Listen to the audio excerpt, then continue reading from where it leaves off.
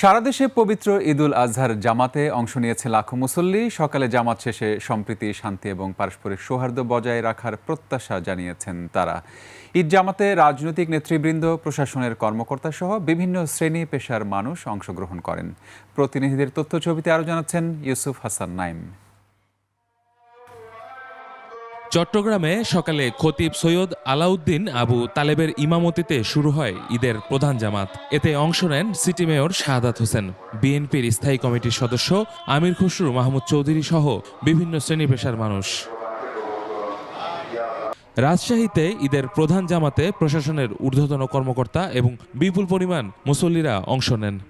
Lily হালাল beauty soap, BSTI কর্তৃক সনদপ্রাপ্ত দেশের প্রথম হালাল বিউটি সোপ, দীপ্তিময় উজ্জ্বল ত্বকের জন্য।